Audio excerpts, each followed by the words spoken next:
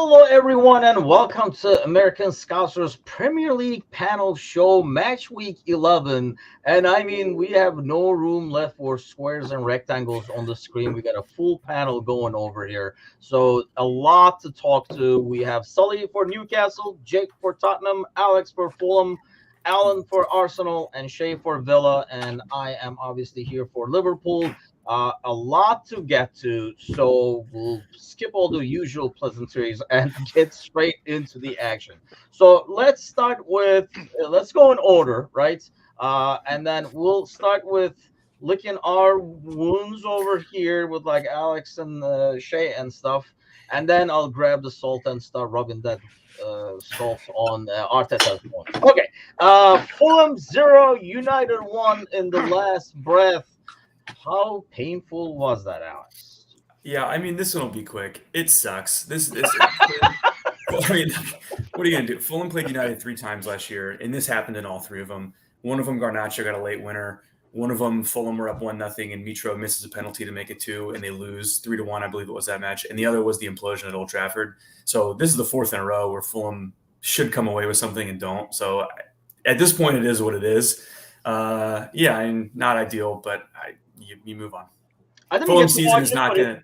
It looked like Fulham initially it was more United, but then it was more Fulham in the second half, right? Yeah, Fulham played pretty well in the second half, and the typical not scoring came back to bite them a little bit. Can't win if you don't score, and so they've got to figure that out here in January. And but Fulham season is not going to be defined. I've said this so many times. Fulham season is not going to be defined by the points they don't pick up against the top 6, top 10 clubs. It's going to be about the mid-table. So you would have loved to get a point, but.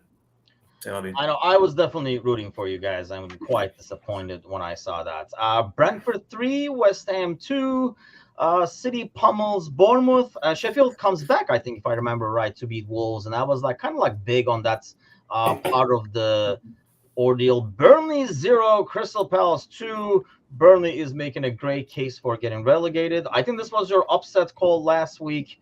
The Tonali upset special, Everton, Brighton, I think it was for you, Alex, and got close, but Brighton gets the draw. Forest 2, Villa 0. Shay. Day at the office. I mean, they couldn't hit a barn door to save their lives that game. No. Is this a norm, though, the away games? Is it just do you brace yourself now every time this team goes away and totally comfortable when they're home? I mean, I don't know. They literally scored both goals at the very beginning of the first half and the second half. I think they just got caught off guard. And then from what I was watching, like I said, they couldn't hit anything. So it's a bad day at the office. Rinse, recycle, repeat. We got to win tomorrow in Europe and then on to Saturday. Speaking of bad day at the office, Luton 1, Liverpool 1. I'm going to try to talk as little as possible because every time I talk, first of all, I talked about it a lot in the various shows. Second of all, every time I talk, I get pissed off at how naively we approached and played this game. This should have been an easy game. Luton is pretty brutal. This should have been an easy game. We kind of made it harder on ourselves than anything else. But 2 main games that we will focus on, obviously, is going to be the first one is going to be Newcastle 1, Arsenal 0. Oh, the joy of refereeing. I see you, Jake. I see you. So there's a lot to talk about in terms of the refereeing on this one. I guess Tottenham game as well, but I want to talk about different stuff when we come to the Tottenham-Chelsea game. For the Newcastle-Arsenal game, I think we're going to talk about a lot of the refereeing decisions and stuff like that. And let's start with the call at a time, right? I figured that's probably the best way to go over here, get your guys' take on it. So minutes wise, we'll go in order of disasters. So first disaster is Havertz over here seen trying to kill a Newcastle player, gets a yellow for this, I believe, correct? And does not get a red. Alan, how does that happen? Shouldn't this be a red? It's a clean get at the ball. What do you want me to say? He doesn't hit him. He doesn't hit him with his over here. He doesn't cleat him. It doesn't cleat him. He misses him. Just like he misses everything that he ever shoots. He didn't hit him. He hit him with the back of his knee, but honestly, he didn't go 2-footed into him. He slid into him. I mean, that's a normal tackle, a slide tackle, if anything. It's just very fast. In my opinion, it's a because I knew what you were going to say. I mean, your case is if I grab a gun, shoot at you. If I miss, I'm like, hey, I missed. I mean, hey, you go to jail for attempted murder there, but you don't go to jail for murder. That's not a red card. That's a yellow card. There. That's fair. That's fair. You got a point. Come to you on this one. Red or yellow or just a freaking tackle? Nothing to see here. Okay, can I go a little bit into the background, a little bit more context with this? So, Kai Havertz for the last 2 or 3 seasons, for whatever reason, has started trouble with Newcastle, has mixed it up with Newcastle. I think it was either last season or the season before. He elbowed Dan Burn in the head when he was on Chelsea, bloodied him up, no card. There was another incident, I want to say, I think it was last season, right towards the end of last season, started to mix it up with Joe Linton. There is a history with Kai Havertz and Newcastle for whatever reason. I don't know what is being said out there. I don't get this. But I'll be honest, I wasn't thinking about that at all when I turned this game on because Kai Havertz is such a forgettable player, and I just don't waste my brain space with 80 million pounds worth of wasted oxygen on a soccer field. 65. So, with that being said, can you pull that attempted murder back up real quick? He's left his feet. It's 2-footed, studs right into the calf of Sean Longstaff. Sean Longstaff, thank goodness he is such a good player and got out of the way because we could have been looking at a horror tackle right there. That could have been a career ender. He should be gone. And going forward, Newcastle doesn't start stuff, but we finish stuff, and that's what Bruno G did. We're gonna get to that. I was gonna say, I know. If we're this fired up about a Kai Havertz, we're the ones that started. Okay. So here's the thing. Okay, so you guys finish things. We'll go to the jury over here. I mean, I personally think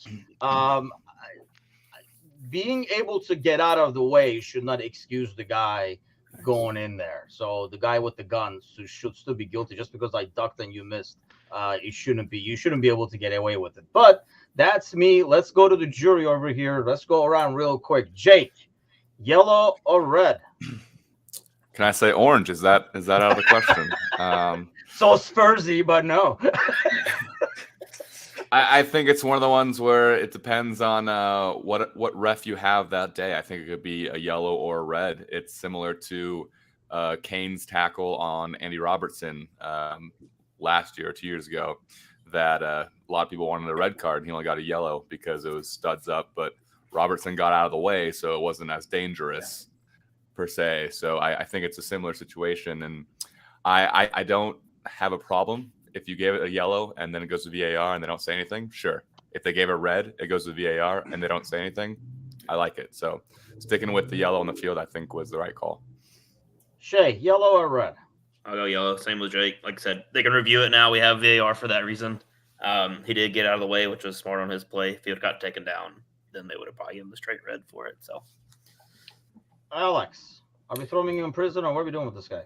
Yeah, well, I agree in that whatever the call on the field was, that's the point of VAR, is it's likely going to stand. I think he's more lucky than Longstaff getting out of the way. I think he's lucky that his foot just missed, because you're right, Sully, if that connects with his ankle, if it's not a broken ankle, then it's an immediate red and you got to fight on the field. So both teams are very fortunate that his foot just barely missed the ankle, because that could have been real nasty. And it was straight red immediately. What tears me up with that one is, though, which I understand what you guys are saying. And if the jury says that, you know what, that's what the ruling will be. But what kills me is if we're not looking at intent, right? When something happens and we're saying intent does not matter, it's what you did at the end. You stepped on the guy's ankle or whatever. Should we not punish intent when we know there is intent just because it didn't happen at the end? That seems ass backwards for me, because when a guy's like, oh, he didn't mean to, but look at him. I mean, he just freaking right on the ankle. We're like, okay, when the guy means to do it, but the other guy gets out of the way, we're like, well, you got lucky on that one because the other guy was fast. I don't, you know what I mean? And then, though, does that mean that Jimenez, when he dove in right before he elbowed the guy, we'll get to this later, is that a red then? Because he meant to, but he missed badly. He 2-footed in there and slid through. Is that a red because he missed so badly? like, is that's where it's weird. It's like, And I think that's where it gets hard to yeah, know what's intent and what's not. It's almost like a dive in the Yeah. box when it's like really an obvious dive and when it is not. Did you want to make a last case over there, Sully? Because I knew this was going to be a lot of Kai hate over here just by the Discord channel and what you wrote. But go ahead. And almost a bigger tragedy than Kai not getting his walking papers was Newcastle ends up with 3 yellows at the end of it. We end up with more yellow cards after all this has transpired, after one of our players is almost crippled. Like, and Kai stands up looking like he's expecting it to get sent off. He's not arguing. He's not doing anything. There was intent there. It should have been a red. And instead, now we're having to play sort of defensive and cover ourselves because Gordon, Cher, and I think Byrne all got yellows in that. It might not have been Byrne with the third, but 3 yellows for arguing. And then when, Arsenal crowds up the referee on the goal, no yellows come out there. So, a bang up job by Stuart Atwell. So we had to get defensive. Bang up job right here. yeah, this was a real bang job. Right here. This was bad. Fucking clear elbow to the fucking face. Has there been any? Go ahead. I'll wait. So, Sully, let's start with you on this one. Do you have a defense for this not being a red? Well, I think he's late getting to the ball. That's kind of what I see. I'm going to revoke your lawyer license over here. It's inexcusable. This is the second time he's done this season. He did it against PSG as well. He should have been sent off. That's all there is to it. I'm not going to make a defense for him. Bruno sometimes gets lost in the passion. It's what makes him a great player, but it's also a liability at some points. I can't defend that. He should have been sent off there. It'll be very interesting to see the Brazil dressing room after this because no shits. That's not great. That's not really what you want. I saw a couple of other things he did aside from there was like a highlight of Guimara's like brutalities throughout the game, and I was like, holy cow. I'm assuming the prosecutor says guilty as well. It goes without saying, Alan. Straight red. Banned for the next 3 games. I mean, looks like there's a plea deal anyway. Anybody objecting? Anybody says it should be yellow?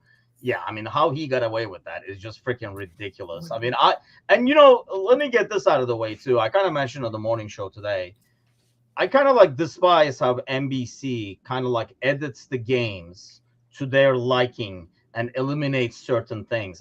Yeah, this was not in there. The Kai Havertz thing, I don't think was in there. And then when I went to the Chelsea game, they did not really show slow motion about what Romero did that could have been a red card initially. Like they kind of gloss over some things and they're like, you don't need to know about those. Whereas if we haven't watched the game as a fan, when you sit down and watch the highlights, I think we expect to see an honest recap of all things that are important in the game. It would have taken another like 30, 50 seconds to see this. And I was like, that's just ridiculous that we did not see it. Okay. So, and then we continue somehow 11v11 miraculously, and we get to this. The joys, Lego heads, so upset. Okay, is that ball out of bounds, Alan? Out of bounds. That ball is out of bounds. That ball is out of bounds. Okay, so now I fell in for this. So before I even go to the prosecutor, is this ball out of bounds? Yeah. Yes. Yes. But when you don't you start, Jake? When you keep moving this, it does actually become, as we go over here, you can kind of see it. Whoa. I told you that about ball this. Is in. Put cameras on the sidelines and get rid of all this. Exactly. They got plenty of money for this shit that they want. I fully support that. Goal line technology all the way around. I guess like the NFL can literally see a blade of grass that much. Easily. No catch. Sorry, I'll be honest, the naked eye, when I saw it, I thought it was out of bounds as well. I mean, when you look at this, I mean, I always feel like if I can see grass, it's almost like when we're watching the NFL, a catch, right? Like, or did he step out of bounds? If I see grass, I feel like, yes, they should be out of bounds. But Sully, out of bounds inside? like Just a yes or no question. I'm gonna say orange. I mean, I say either way. orange. Yeah, orange. Orange. I think either way, whether it's out of bounds or inbounds, it doesn't matter at the end of the day with this call. Okay, so What you happened? want What happened to after this? get I to missed that. that. Let's go on to that. Let's go to that. Let's Roll go the to tape, that. Jamie. Oof. Here we see Jolinton using Gabriel as a trampoline and getting to the ball over here. So, Sully, let's start with you. Is this a foul? I mean, Joe Linton's a big guy. Like, he takes up more space. I think it was Rafa Benitez calling for astrophysicists to be part of the VAR to measure the momentum and difference in weight in players. So I'm going to defer to former Jordy Rafa Benitez and think, until we get astrophysicists in the booth, I say no call. Man, you guys must have been some great students coming up with excuses why the paper is late. Alan. On the pitch, Gabriel is our biggest player. And Jolinton might be one of your biggest players as well, but Gabriel is a brick. Weight room. It just fuck off. I'm sorry for swearing, but come on. I know. Back to the head again. That's the other thing too. It's the back of the head as he's pushing down on him to make sure that he gets fouled right there. How is that a goal? How is that a goal? And he doesn't even go down to either the offside call or. I didn't even go to those mad. because I figured those were a bit more like, cut and dry. These two, to me, were. I mean, the line thing, honestly, till Matush, when we were talking about in the Monday morning show, brought up that video, and I was like, okay. But this one is like a different ordeal. And I know Gary Neville, who only, believes in his own statements, and that's about it. He was talking about, Gabriel, basically, I understand what he was saying. Gabriel is kind of going low because he wants to head it back, over the attacker.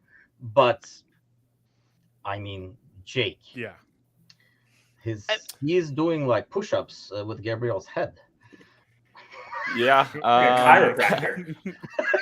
I like going with the call on the field usually. And I would say this is like a 50-50, but I was watching the Napoli game in the Champions League today, and Di Lorenzo had a goal ruled out for this exact same thing. He got on top of the defender like that. So I don't know. Obviously, two different competitions, but I think there should be a standard throughout the game, and it's probably a foul. Okay. Shay. I'll take that from a Tottenham. I mean, from this picture, and definitely like how Jake said, it's a foul. You can't leverage off somebody like that. Otherwise, everybody would do it. The shortest guy on the field would literally be playing whatever that game is you used to play as kids. Jump over the shoulders.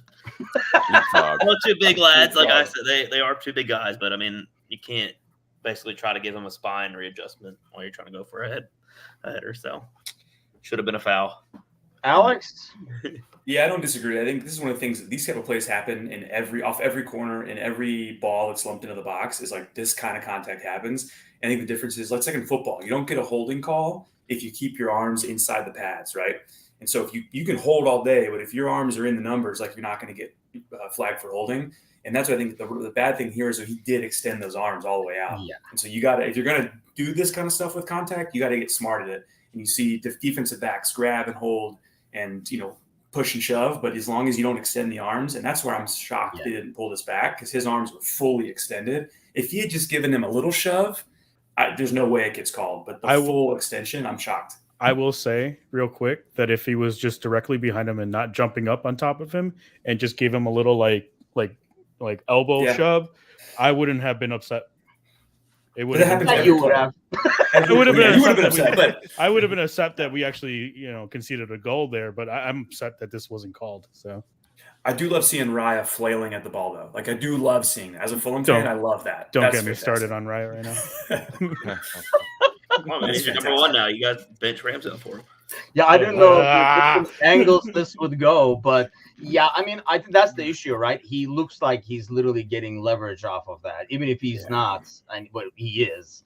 And he doesn't have to, is the odd thing. Like, he really does not need to do that. I think he still gets that header if he doesn't do that, but he doesn't give Gabriel any chance. He might have been able to maybe at least stand up or something like that. But so I think our verdict on this one, Sully, even if you agree or not, I think we are showing him as guilty. No orange on this.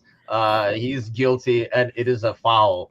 So basically, I think we can agree that Arsenal kind of got screwed in this game overall. So they asked Arteta, and I would feel so bad for Arteta, so freaking bad. But I do not. I do not feel bad for his Lego head. And here's exactly why. Because a month ago, the same Arteta, notice the Lego head is intact and in perfect shape because he just takes it off at night and puts it back out in the morning. On October 6th, the guy that says they're trying to make the best decisions, we need to understand mistakes happen. On November 4th is disgusted, embarrassed, looking for his visa to get out of the country after 20 years or something about that. Alan, why the change of heart, you think? Was that the October 6th? Was that the Man U game? No, that's actually, I believe, our game, right? Isn't that our game, Jake? It's right after our game, right? Wasn't that like I believe so. The massacre of October 5th or 4th or something like that, wasn't it? I don't know many people that refer to it like that, but oh, I do. Oh, that game. Yeah, so why the change of heart, Alan? Why did because it's not mistake, isn't it? Because managers are going to be like this. They're going to always be like this. If they're not, then they're going to be lying to the media or lying to themselves, just like Postecoglou did. Like you're going to defend your team at the end of the day, and you're not going to defend. I got to Jake there. You're going to defend. You're going to get to your team. You're going to defend your team at the end of the day, and you're not really going to weigh in on the opinions of other teams. Klopp will do it. Arteta will do it. Ten Hag will do it. Pep will do it. All these coaches will just defend their own team and defend their players and defend their club, and that's what Arteta is doing here. Do I agree with how hypocritical it is? Yeah, I do. It is hypocritical. I will say that. But isn't that kind of like the problem, like Jake? Your boy did the same thing at the time, and I don't think we'll get to your guys' game too. But the problem ends up being it's always one team against PGMOL. As opposed to all clubs saying this is bullshit, this is enough. We had the opportunity a month ago in that, the massacre. And some I felt like there was a small portion of fans that, could try to stay neutral and say, man, holy cow, they got screwed kind of a deal. And we all knew replay was not going to happen and stuff, but nothing really changed, and it kind of got blown over. Now it's another team. Next month it'll be Villa, and then 2 weeks later it will be Newcastle and stuff like that. Is that the main problem, that the teams can't get together and say, hey, this is bullshit regardless of who it happens to? Yes. Yep, but they won't do it. I mean, it would be great if they could. I think there's definitely better ways to go about criticizing the referees than, crying at a post-game conference with your Lego head still intact. And it's just like, I mean, I think it's better than crying in front of the referees and getting a yellow card for it too. But there's that too. That was for player safety, for keeping the flags down on offsides when our goalkeeper's getting run saying.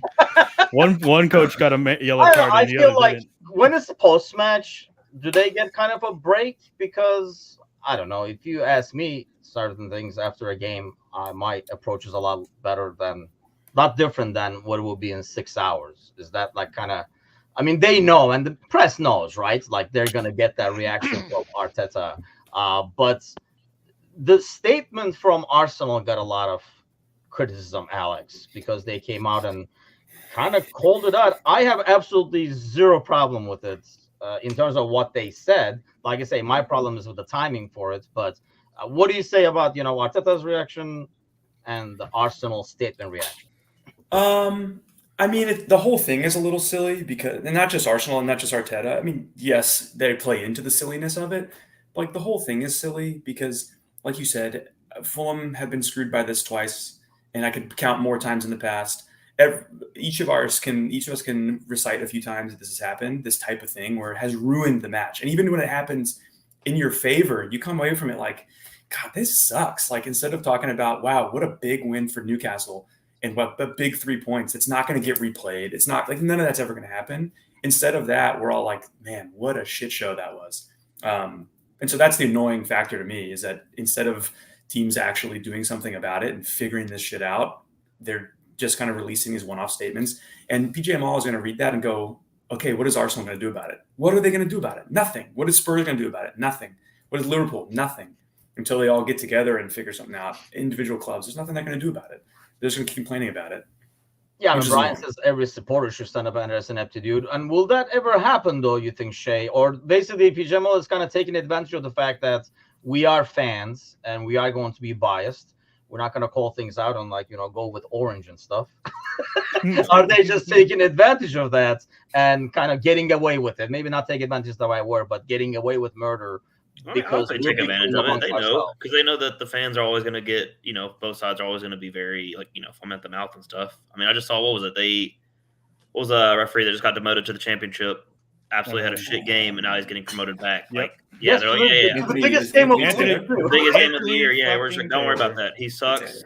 We demoted him to the championship. He blew that game, called a penalty, lost for that team. Oh, hey, come up next week. Biggest game of the year. We need you back. Like, what are you doing Sunday? They're doing it in front of our face. Like, I cannot believe how a guy gets demoted and then they don't even ease him back in, Sully, and they don't say, like, okay, you know what? Why don't you be fourth first? And eventually, no, why don't you just, and not to mention, like Shay is saying, you screwed that game up. Like, it's not even like he did so well and he got his shit straight. Let's put him in the City Chelsea game. It's shocking. Like, as a coach at the high school level, I've got my problems with our referees in the IHSA. The state of refereeing, I think, as a whole. And I heard a great take about this, and I can't remember from who, but basically saying that these guys at the top level are kind of screwing over these grassroots referees by making these mistakes, by making it look so difficult to referee a game, and just not doing their job, just flat out not doing their job. I will also say, Eddie Howe and Jason Tyndall are class acts. You would never see them putting out a statement like this. And happy 2-year anniversary to those guys getting hired. The dream started a few years ago. No, they should be. They should be. They're so tight, literally. Hey, why is that, by the way? As a Newcastle fan, are you irked that the assistant is always coming out of Eddie Howe's pocket? Or you're like, hey, who's in charge here? Does that come weird to a Newcastle fan? Because it definitely, we talked about this, I think, on the show before. Yeah. It just looks odd because he's always sticking out of like Eddie Howe's back pocket somehow. No, I love it. I think the partnership, I mean, they've been partners for, all the way back at Bournemouth. Like, Eddie is very calm, cool, and collected. Jason Tyndall is a wild card. He is a madman, and I think it works really, really well for them. And especially given, it shows, I think, also a lack of ego within the coaching staff. So that that trickles down to the players, where I can't have an ego because my coach doesn't even have an ego. He relies on the people around him. I have to rely on the guys around me out on the field. I think it sets a good tone. I think it's kind of a breath of fresh air in terms of, managers who might be too full of themselves, might buy into their own hype quite a bit. So no, I think like the players probably think the assistant is in charge. I would think the same thing. I think Bruno missed that memo. Yeah. Eddie Howe Bruno was getting notes straight from Tyndall on that one, without a doubt. Yeah. So, Alan, what do you think about? I'm just putting this for humor purposes. But what do you think about Arteta? Like, I guess it's part of it this year. He feels sick to be part of this. Feels embarrassed, absolute disgrace that this goal is allowed, which I think we can agree. But like I say, we don't agree with the other fan. But what, like, as an Arsenal fan, are you happy with the reaction? Should they have said more? Did they say not enough? Too much? As an Arsenal fan, for the club statement, I'm happy that they put that out. I think I agree that every team should put something out when it's egregious like this. It's just like, and I agree that you're right. Maybe there should be a unity amongst the managers whenever there's a game like this, like just like the robbery of Anfield, or where was the game at Tottenham Stadium? It was at Tottenham Stadium. It was at Tottenham, yeah. Great October Massacre. Yeah, the Great October Massacre, the robbery, whatever it is. Jake, I'm sorry. I know I've been going hard at you. I'm going to defend you in a bit. Don't worry about it. But Good luck with that. I don't know Yeah. what on. but I will say that Arteta is hypocritical in this, but I love the man, so I can't really fault him too much. But Hey, as a kid, I love Legos, you know. But, so Jake, like for like obviously like like Arteta saying this and stuff like that. I mean, do you feel like I know some managers obviously not going to want to, and the kind of like what Arteta did, they're not going to want to stick their head out and get a bad rep for something that did not affect them and stuff like that. Your guy actually came out after this game and more complained about being like the old man yelling at the clouds and not liking the VAR overall and stuff like that. Is that like, do you want kind of like that vanilla approach from the manager, staying all out of it, good or bad? Yeah, I mean, there's something to be said about the passion that Arteta shows for his club, and wanting to get the result each game. I admire that part of his game, of his coaching. I think the correct way to go about it is to be like, hey, like I'm disappointed in those calls. I think they were incorrect and went against us today. That's just kind of how the game goes sometimes. We'll get them next week. I don't like it went against us. That's egregious. Like, I can't believe that happened. I feel embarrassed. I don't know. It seemed a little over the top, but that's the emotional side of him, which, you can't compartmentalize that. He's going to be emotional 100%. So, Ange was very vanilla after our game, but I'll take that over being over dramatic. So if you had to go on one side, I would err on the side of boring. I guess that's a good way to put it, right? Just kind of like give the company line and move on and stuff. But that's not always doable. I can't think of a lot of instances. I mean, obviously, and this is the problem, right? Like I could not tell you unless it was media stuff, like how many times Villa suffered, major screw ups. I think, every week it feels like there's one or two teams that are like over the top, but you watch every game. Has it happened where like Emery had to? I haven't heard it more from Emery. I mean, we haven't had it this year at least, but I mean, there's been years. I tweeted somebody today how United was complaining about Rashford getting the red card, and all I tweeted was just the picture of Bruno Fernandes stepping on Konsa's leg, him getting sent off, and them getting a penalty 2 years ago. I was like, yeah, because that makes sense. So I think Dean Smith was the coach at that time. He came out and said it. So it happens to everybody. Like I said, I think the collective just needs to come together, and they all need to just come out with a statement. Until the coaches and the team actually say something, they're just going to keep getting away with it. Is there hope, Alex? Like all these, because it feels like, I mean, there's always going to be mistakes, right? But it feels like this year, every week, like points, it's not even like debatable. It's like obvious errors being made game after game. If we can agree with like six of us, there's like a quarter of the league represented here. If we can agree, like as fans as we are on certain things, obviously people are getting screwed. We talked about Wolves before, obviously Liverpool, Arsenal, I mean, you name it. It's like every team. And then, there's a long way to go. Every team will eventually get screwed. Does that build more and more pressure now for them to actually do something? I mean, you hope so. I think it'd be nice. Why can't the teams get together and put a statement together, like signed the Premier League or something, to manage somebody?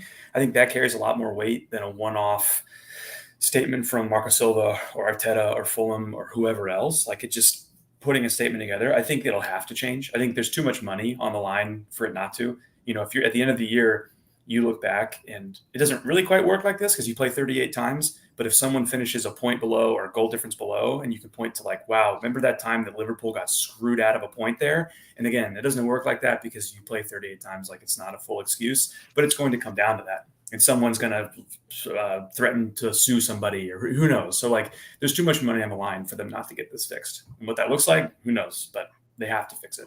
And that's why I can see. I mean, I'm the last guy to defend Arteta, but when you put your entire week into this, and this is your life basically, and what your ultimate goal in your life, in your career, can be taken away from you so blatantly, I think we all would be over the top pissed off. Like if something this unjust was done to us. And that's why I actually am more amazed with and impressed with how players keep their Cool, because I'm telling you, I would not last any of these games. I'd be gone. Players get So fined, actually, that's like, professionalism. The What was referee that, getting Shay? 2-footed by me. No, I want the players probably get fined like they do in the NFL. You call them out, there's their paycheck. So Yeah. But they I gotta- wouldn't even last the game. Like I would get a red. Like I mean, because you're working for this 24/7. Like your life revolves around this, and somebody just basically kicks you in the balls and says nope, and then gives the points to somebody else. And these could be title defining or relegation defining, and you name it. It's like ridiculous errors, and the fact that it keeps happening over and over again. I think, like I say, if it happened once, you would be like, we're human, but freaking VAR is not human. How VAR has not been able to figure that out. But we'll talk about a little bit more about that. There's another international break coming out to rescue soccer. Tottenham 1, Chelsea 4. But before we even go around, let me ask you first, Jake, and then we'll kind of go around. But did you think it had anything to do with officiating? Because I watched the game. I thought actually it was probably the most fun I've had in a while, because maybe karma is a bitch and I was kind of enjoying that. But aside from that, like I thought there was so much action, there was like so much going on, and it was comedy at the same time, obviously. But did you feel as a Spurs fan, like were there any complaints about the refereeing itself, the calls? No, I don't think it had an outcome on the loss for us. I think there was a yellow card here or there that Chelsea could have picked up, but that was after the fact. It was just stupid mistakes, just some young players that wanted to go into the big derby and be aggressive and just lost their heads.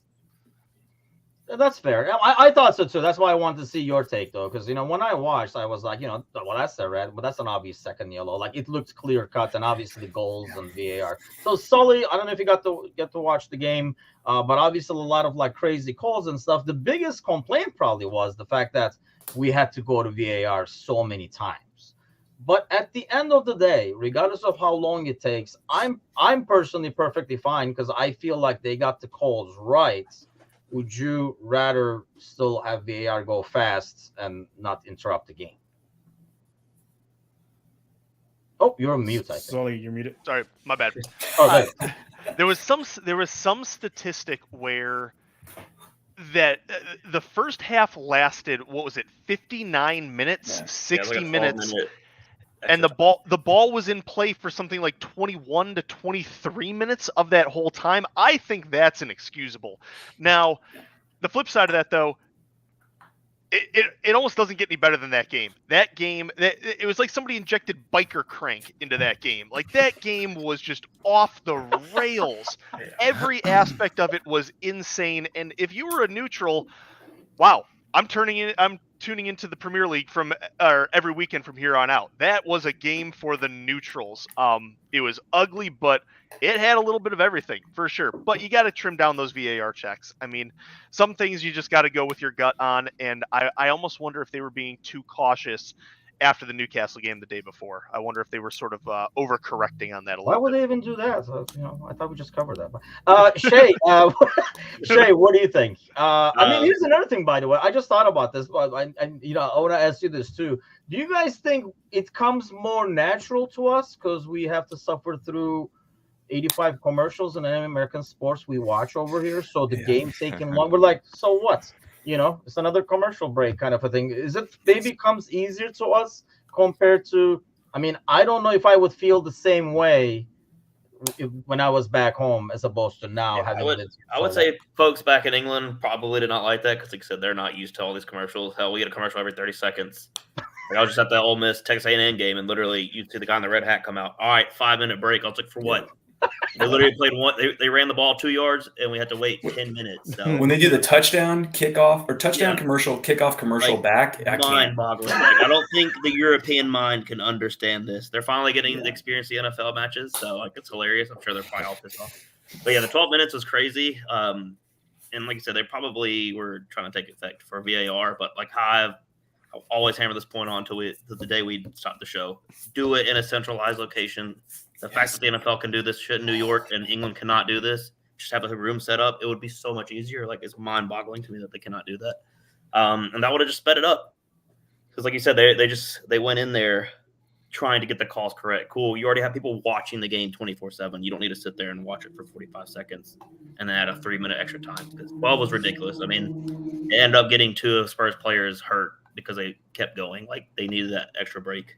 You lose 2 important players. So Yeah, that's fair. What do you think, Alex? I mean, I know, like I say, in some ways, if you want to get it right, we're already stopping. Might as well take longer. I think we all agree on the neutral location thing, which I don't know why they're avoiding it. Well, I know why they're avoiding it, but I mean, where do you stand on that in terms of how long it takes and all that kind of stuff? Yeah, I think one of the central problems that we talked about on a previous show is that they're trying to keep the sanctity of the match official, right? Like this guy runs everything and it's all on him and he's got to make the final call. And there are just some calls that's not necessary, like Sterling's handball. Someone can look at that 100 miles away, a million miles away from the moon and be like, that's a handball. He controlled it and he scored. The referee does not need to look at that. It's done. There's no subjectivity about it. It's a handball. Move on. They do that with offsides. You don't have to come look at an offside. Except for Fulham this weekend, he did because it was subject. The whole thing is silly. But that's the thing. Like, why do we leave it in the hands of the official other than it's not an ego, but it's again, trying to protect the sanctity of the match official and everything is under his control. No, there's some things that don't need to be. Speed this shit up. Like it hit his arm. Let's keep moving. Don't send him over. Just make the call. Because what's he going to do? Look at it and go, no handball? Come on.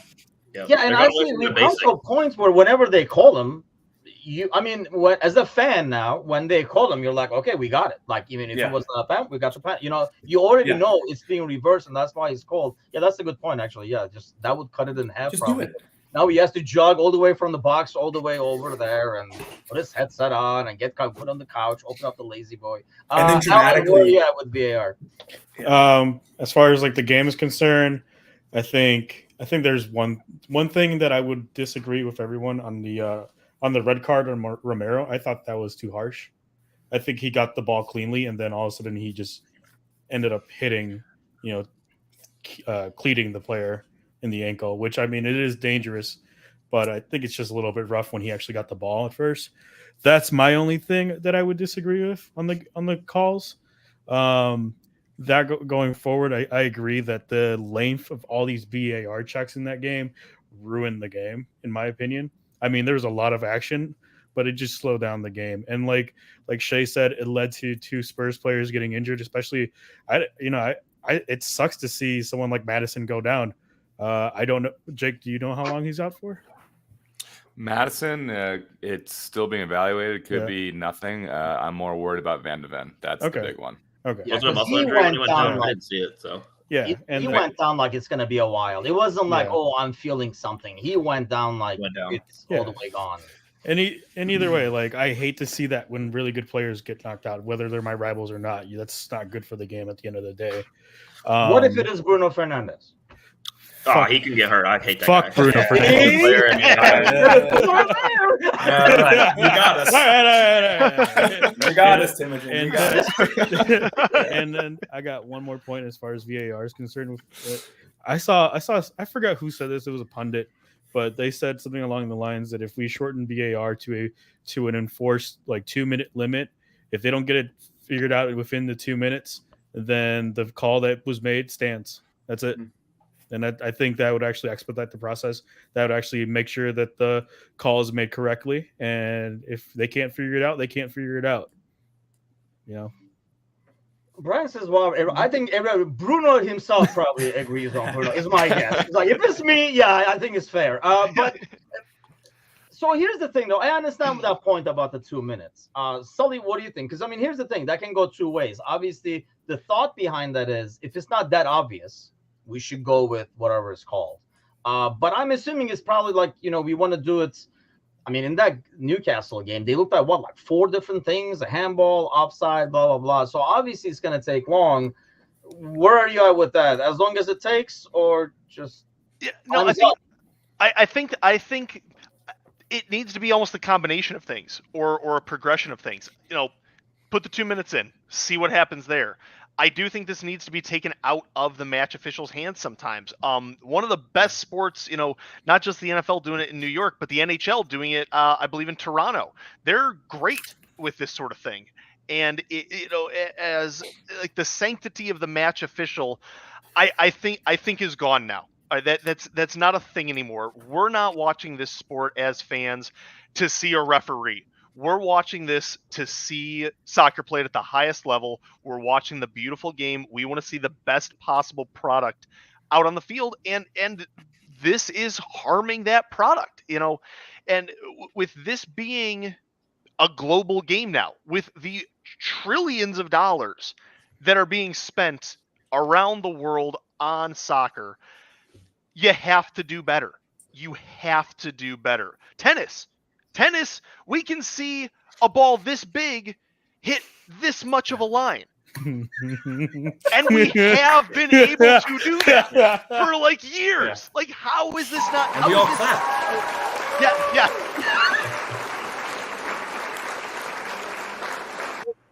How is that argument? Just Weeks in, we finally get the soundboard. Finally put it in use over here. Yeah. And then whenever I'm not thumbs angry. up, I'm just gonna press disappointed. this. I agree with you, Sully. Even golf can do it. How can you see a little bitty ass white ball and they can check the velocity, the power? They can see if it goes out of bounds, bro. Soccer can't get this shit correct. Hockey, Yeah. Mind-boggling to me. hockey has the thing in the NHL Network where they freaking have the puck like being followed through now. Exactly. Is playing it just Sunday because like league anymore. old-fashioned people kind of like? I mean, like baseball. I think in the U.S. Baseball is a even good does it too. example of this. That was like the most hesitant to bring because traditionalists they still wanted to. Just talking about baseball makes them feel dirty. But anyway, like it's just like that was a sport I felt like people are a lot more productive on in terms of introducing technology and the new age. Because there were a lot of like maybe older fans that didn't want all these changes. And you guys think that's what it is? Kind of like similar to what Alex is saying about the referee and trying to protect, their importance and stuff like that.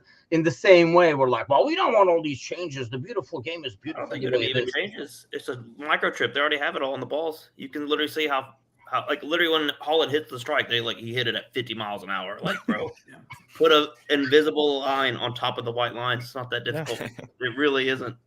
Let's get some engineers on this, for God's sakes. I'm sure this is a multi-billion-dollar sports league. They can figure this shit out. The one thing I only wonder about is sort of the issue like Luton Town was having when they got promoted.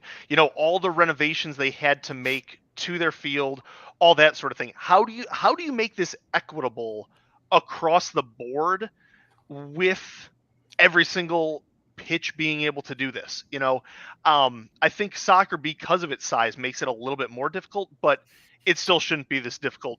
At least the guys who should afford it should set an example of this is what we can do, and then we'll slowly share the wealth. Or we'll do like when you guys are done with those computers, can you guys send them to championship when you guys get the new ones, kind of a thing, or whatever. But yeah, I mean, if the most expensive bazillion-dollar one can't do it, obviously it's too much to expect. Let's go back to the game, because this is what, as I was watching, I was like, man, I can't wait to talk to Jake about this and ask him what he's thinking as he's watching this. Because as we were watching, I thought we showed Tottenham a good way of playing 9 men and how to defend and stuff like that, aside from an own goal.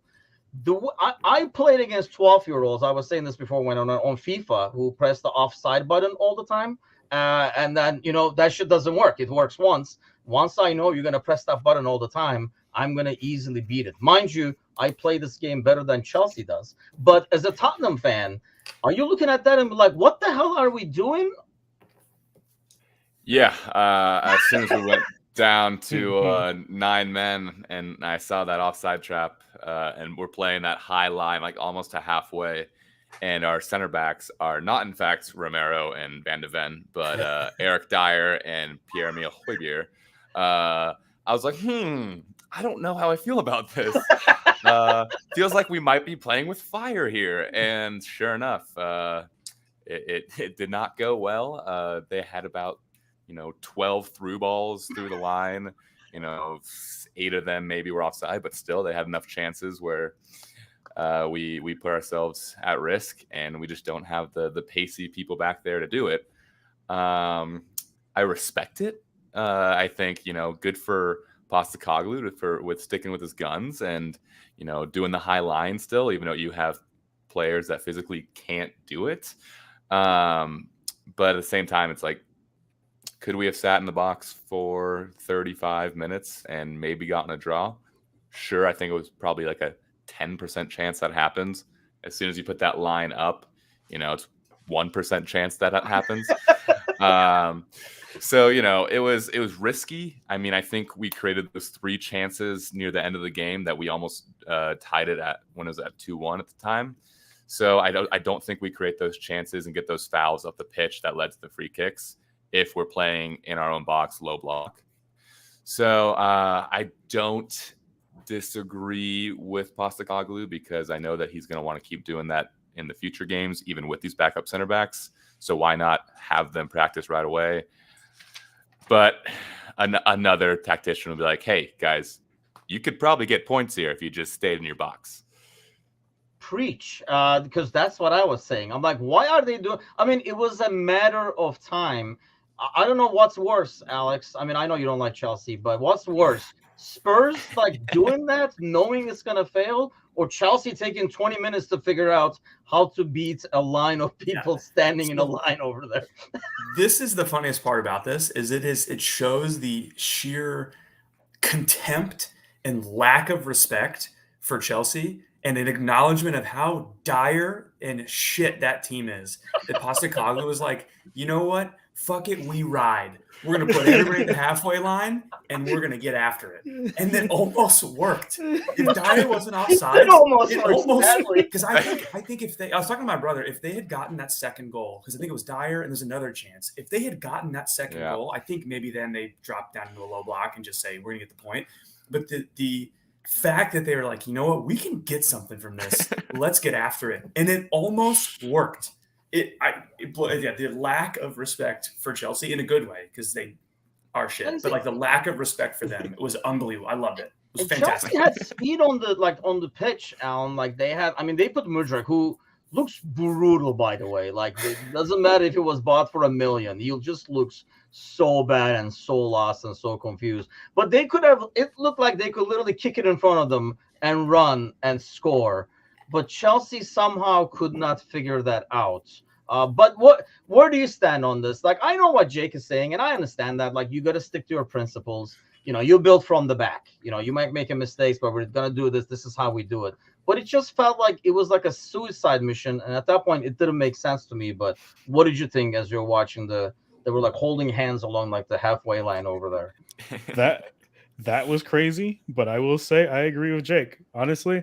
Like you go to win the game, and that's what they were trying to do. They were trying to win the game even though they were down 9 men. Like, I hate to give it up to Postecoglou and Spurs, but you got to be brave there. You gotta go for things. They almost tied it up. They tie that game, Chelsea becomes Chelsea again, and they'll either lose the game or draw still. But yeah, Eric Dyer had a masterful goal. If he's not offsides, that is a masterful goal. And that is, as an Arsenal fan, I hate saying that, but my God, what a goal. That would have been great. The redemption arc on that, if it would have counted, Arsenal, he can take that shot 100 times. Yeah. I don't think he's ever hitting it like that again, but it was like, holy cow, that's a finish. And that they knew instantly. Sully, where are you at on this? Because I don't know. I would love to have these guys in my army, man. They just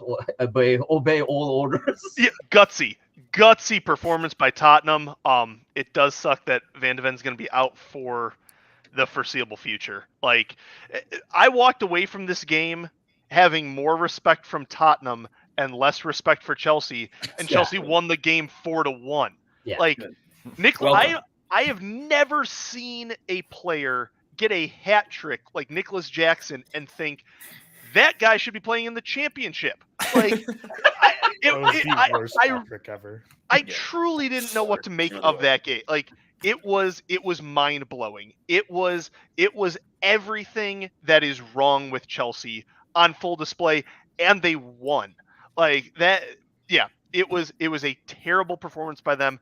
Hats off to Tottenham. Hats off to Tottenham for not quitting at all and sticking around to fight. It was a good, well played game by Tottenham, but Chelsea, like we were saying with Man United last week, I don't know what Chelsea does from here. I really don't. I don't know what the answer is to turn that team around, because they they look hapless out there. I think that's a great point because I think we were talking about on the Discord channel, like, as Liverpool fans, we were like, yeah, you watched that game. The team that won 4-1 looked worse than the one that lost 4-1 somehow, and just looked like, man, these guys are not going to go anywhere kind of a deal. Shay, where are you at with that? I mean, like I say, I understand your guys' points, but there's a fine line between having courage and being stupid, and I thought this was more on the stupid side, personally. And I mean, like as an it was objective, definitely an average tactic from the Spurs coach, but like I said, it was embarrassing when Nicholas Jackson scored this hat trick and does a Cristiano like he literally did something. It took him the 94th, the 95th minute to score a hat trick against On 9 9 dudes. Like, see, I would feel for that. I would feel for Not that, me, but yeah, I you- remember the October but- massacre where Spurs team celebrated an own goal like they won the Champions League. So there's that. That was a great game of karma. Overall, it was like a really, really fun game to watch. And honestly, I realize, and I think like the more I talk to you guys now and like think about it, maybe there was the American sports thing because it did stop a lot and it did take forever.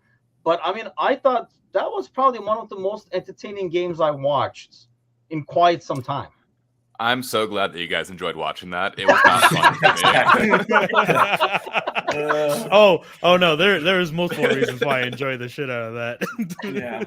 Because the Newcastle Jake. game had the drama, but did not have the comedy. Because I felt like there was a lot of comedy in the Tottenham game because of Chelsea's like ineptitude and like I say, the whole Tottenham going down to 9 men by itself was like redemption in some ways. But at least it was all justified. Maybe that was another reason. I felt like all the calls were, as long as it took, they were correct calls at the end. So it's not like it didn't feel like somebody's getting screwed. It just felt like somebody shit, and that was like Chelsea. So I know, Alex, you love Chelsea. So do they finish in top 10? I really don't think so. I think the only way they'd finish in top 10 is if a couple of the top level mid-table teams just kind of shit the bed a little bit. But I don't think they finish in the top 10. They're not, absolutely not. Because did they finally squeak into top 10? Yes, they're 10. Yeah, look at that. They're 10 another now. billion in 2 months, man. It's gonna. Well, that's a result of Fulham. That's a result of Fulham having a bad run of form. That's a result. I mean, there's a lot of teams that have stumbled recently that have allowed Chelsea to just kind of squirt their way up into 9th or whatever it is. No. I'd be shocked. Yeah, because how about you, Sully? Top 10? Yes or no for Chelsea? Here's where we're at right now. I don't think so. I could see them. I could see them right where Wolves is, where Wolves or Fulham are. I think that 14 to 15 spot is where they belong. And I think some of those teams are going to find their form again. I think any game Chelsea gets points out of, I think they sort of like stumble ass backwards into those points. Like they all of a sudden find themselves with points, And I think those other teams are far more competent and will get their stuff figured out. Jake, what do you think? And how can a team that has so much freaking talent, like you see people coming in and going, you're like, dude, how did this guy become shit? Like that's what it feels like. Like Mudryk is a great example, but even like Enzo and stuff, they're like, these were good players. What the hell happened to these guys? Yeah, I think they make it top 10 as long as they get to play against 9 men each week. They'll be fine. Yeah, absolutely. I mean, they'll just squeak by, but they'll be okay. No, I think it'll be just at that threshold. I think maybe 10 or 11, 9, 10 or 11. If I had to put money on it, I would say yes. They do finish in the top 10. I think they have too much quality. I struggle using that word with their players, but some of them are actually quality and just in bad run of form. Nkunku coming back, I think would be a big boost. So I'll say yes. Yeah, it's more like we're looking at the potential quality, right? Like, the names were like, hey, I mean, come on, he can't be this bad for this long kind of thing. But I'll be honest, that's exactly why I was so shocked with Tottenham, because I felt like if they played D, there was no way like Chelsea was breaking them down, regardless of how many people they had. They could have had 8 guys. I don't think Chelsea was going to score on them. This little gimmick thing over there let them run and like score. Shay, do they make top 10 or no? I'm looking at their upcoming matches. It's going to be a gauntlet for them. They got to play City, Newcastle, Brighton, then Manchester United and Everton. So they can somehow come out with 3 or 4 points, then maybe. But I'm going for that 11 or 12 spot. Damn, that is a tough schedule. Yeah, Yes. that's what I was looking at. I was like, oh, maybe, and then no, they're about to get their ass beat. So, Alan, do they make it, or do we? Uh, Yeah, because we started with Alex, so I want to make sure I Yeah. went all the way around. No, they don't make it to top 10. Luckily for them, they have 15 points, and 15 points is going to save them from relegation this year. So, but no, I don't think so. I don't think they do, because I think, just like Shay did, that right there is going to break their season. Those next 5 games, even if it's Everton at the very end of it, and Everton is not good, like, if they lose 4 of those 5 games, it's done. I think they're gonna start looking for Pochettino's head, which is unfortunate, because I think Pochettino is actually a pretty decent coach. Yeah.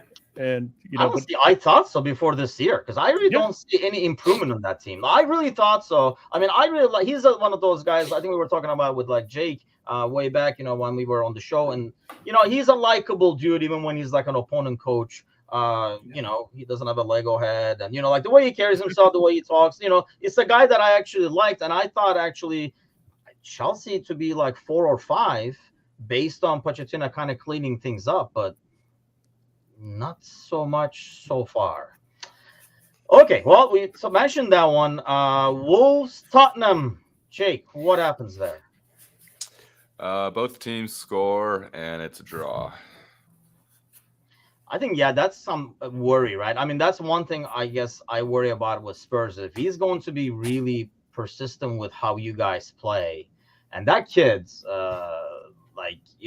I know he was rumored with Liverpool earlier. I think that's like a boat that we miss, because that kid is the real deal, like in terms of pace and strength and how he's on the ball and stuff. And if he's out for an extended time, and Romero, I mean, he'll be back, but then he'll be gone again. That dude is like a walking red card. So that's like the issue over there. But Arsenal, Burnley, is that going to be another easy matchup for you guys? I never say it's easy. Just like I said against Sheffield United, you never know what could happen. But that's you playing safe, to be fair. Yeah, so. I know. You figured me out. Damn it. I think Arsenal walk away, hopefully with a victory. Bournemouth, Newcastle. There's going to be a lot of fresh faces in the starting lineup. Bruno suspended for this game. Burns out for a couple months. It's going to be very interesting to see where we get goals from going forward. There's a report out of Newcastle camp that Callum Wilson pulled up during training today, having some hamstring tightness. We'll see what happens. I don't know how much longer we can run Gordon. We should be able to beat Bournemouth. If we can't handle Bournemouth, I don't know what we're doing in Champions League. Yeah. This is a good one. Villa, Fulham. Who jumps in first and predicts? I'll let Alex go. Go for it. Coming into the year, this is what you would kind of tap as a mid-table battle, but with the way Villa's playing, it isn't. And so, like I say every week, when you play these teams towards the top of the league, these are the type of games, with at least how Villa's playing, that are not going to determine Fulham's season. So I would love for Fulham to go in there and get a point. I think Marco will set up and attack, and they'll go for it. I don't know where the goals come from, so I wouldn't be shocked. 2-0 or 1-0 win for Villa. But if Fulham can figure out how to score, then they're right there in it. But I don't see us getting points in this one. Yeah. I'll play the safe like Alan. I'm gonna go for the draw just because we have to play tomorrow. It just depends on who he starts for that match. Quick turnaround. Like I've said, we don't have enough depth, so he's probably gonna play the same team that they played at Forest. So they're gonna play again. So we'll see. Hopefully they can pull it off. I'll take a point. That's the saving grace for Fulham. That's the saving grace, is that they do play in Europe on a Thursday. And so I think Fulham gets them on Sunday, so that extra day. But that's the saving grace, is that maybe. Yeah, that's a good point. I didn't think of like the European games. I do think just Villa is so good at home normally that they would get the 3 points that way. But Liverpool are playing Brentford. I mean, talking about, like doing the same stupidity just because that's how we play. That's what angered me, for example, when we did it against Luton and Trent in the middle of the park where it's already jam-packed instead of being out wide. And when you don't change the way you play based on the opponents, it kind of like worries me. And that's what worries me about Brentford as well, because Brentford is a lot more dangerous going forward on the counter. So hopefully an early goal and we'll get the win. I know they're playing tomorrow as well, but Liverpool does have the luxury of being able to rotate a lot more, so there'll still be a bunch of guys who are going to be fresh for the game. So I hope like we will have like the 3 points there. So I did promise this new segment over here, so we will introduce it right now for our upsets over here. We talked about having the there we go. Here it comes. Loading hopefully soon. There we go. Tonali's pick. Tonali's picks for the upsets. Sully, obviously we're starting with you because you're tight with them. What is your upset call for the week? Well, I'd like to just point out that I got the Sheffield United upset right last week. The Manchester Fulham game also late game shenanigans, called that one. Didn't go quite the scoreline, but I'm 2 for 2. I got the bag this week. I'm gonna go. I think I'm gonna go Forest West Ham. I think the ball keeps rolling for Forest. I think Forest gets another win there. I'm gonna say 2-1 to Forest. If Chris Wood is back, which I'm not sure he is, but I think Forest beats West Ham. Sleeper pick, a little tease. Luton Man U. That's gonna be one to keep an eye on. Please. I wish, but I've seen Luton, and I don't think so. I mean, really, we should have played with like 9 men if we played smart. Liverpool should have easily won that game, but don't get me started. Upset special, Jake. Tonali's picks. What do you have? I'm going to go with Bournemouth at home against Newcastle. I think, Sully's right. They're a little banged up, so it'll be interesting to see who plays. And I think Bournemouth will take advantage of that and get an early goal and then play pretty defensively after that. I take back all that good stuff I said about Tottenham. Bunch of cowards. Go Chelsea. Damn you, that high line. Shay, what do you have? Yep. I'll go with the Nottingham and West Ham. I think, that win over us was huge for them. I think they'll be able to pull it off against West Ham. And then, honestly, maybe Sheffield. Cameron Archer's catching fire, and, they won at the last second. So they may pull the upset against Brighton, which we don't need because we need Chelsea to lose these points. But, I'm all for chaos. And same thing for Brighton. They're playing on a Thursday, too, so I'm sure they'll I think Brighton has to play tomorrow as well. So, Alan, what do you got for your Tonali picks? I actually was going to go with Sheffield. I think Brighton have been they've drawn the last 5 games and lost 2 of those. They're not in form. They're struggling with the European games, and I think it's going to be Sheffield that does it. Also, sorry for all the sounds in the background there. What is happening back there? Cops coming? Yeah, Should we wrap it up or what's going Yeah. on? Alex, what do you have? So I've got 2 real quick. One, Chelsea City. I think City are going to break single-handedly the all-time Premier League goals record in a game of 11. I see a 12 line in that one. But my serious pick, I think, is I'm going to go ahead and say it. I'm going to say Luton United. I think United are going to have to come out. I don't know if they'll win, but I think they'll get something. United are going to have to come out at home at Old Trafford and try and play their ass off. No United fan is happy about how the Fulham match went, even with the 3 points. And with the debacle today in Europe, they're going to have to come out and get after it and play, which sets up into Luton's hands if they can just sit back in that block and try and pick them apart on the counter. And if they get an early goal, then they're going to put all 11 dudes in the box, hold hands, and just ride it out. So United are on upset alert because that's – yeah. Yeah, only if Klopp is coaching United. Otherwise, I would think they would have some kind of a width to open them up. It didn't look like a team that could really sit back.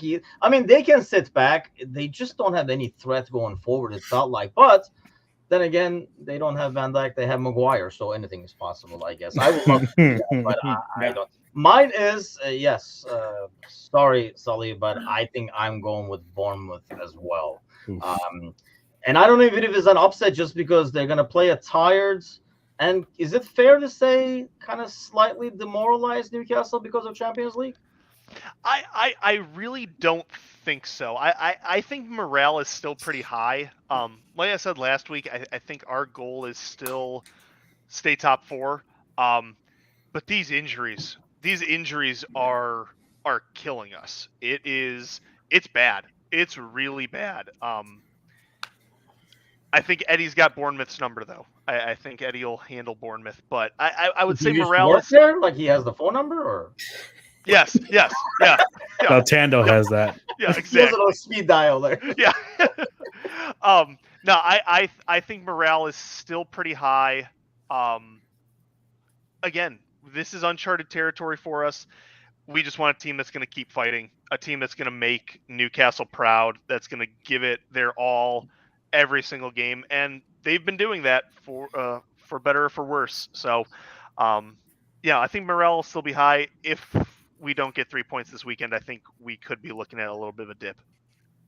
So, Jake, as a Spurs fan, are you like thanking God that you guys are in Europe as well, especially with the injuries? Like it would only be 10 times worse. Yeah, I mean, we don't have the squad for Europe, so it's a blessing in disguise that we missed out last season. So I think that's one of the reasons why I feel good about us still making Champions League top 4 this season, even with the injuries now. It's because they have all this time to rest up, and they're not rushing back and playing 2 games a week. So I am happy we don't play midweek most times. I agree, Jake. Playing Europe is so overrated. I agree. I'm so with you there. Yeah, definitely agree with that. But then Alex, you don't get I the wouldn't go Dempsey if they goals. Yeah, it's Any just so parting stupid. thoughts from anyone? This has been a fun one, so thanks a lot, guys. But any parting thoughts on our way out? Should I bring Arteta's face up just for a farewell, or any parting thoughts? One Happy- last one before the international break again. Happy Invincibles Day. To all who celebrate. All who celebrate. To one who celebrates. What is What is this? Yeah, it's a happy International Day to you, Alan. Why is it today? Well, it was actually on Monday. Spurs lost. Yeah, Spurs lost. Oh, okay. I actually don't know what the rule is if Arsenal had won or had drawn. I think it's still Invincibles Day, but I don't know. But they didn't, must be a so London we're not thing, concerned with that. familiar with Yeah. I guess we'll never know. We'll Yeah, never we'll know. never know. We'll never know. Stoke City came out from and played, so there's that. Well, guys, thanks a lot. And thanks to all those liking, sharing, subscribing, all that kind of stuff. Give us a subscribe. Do not forget. Follow us on Facebook as well. We'll be back same time next week with our panel talking about match week 12. And let's see what refereeing screw-ups happen this week. It's an exciting thing. But have a great week, everybody. We'll see you guys next week. Take care. Yeah.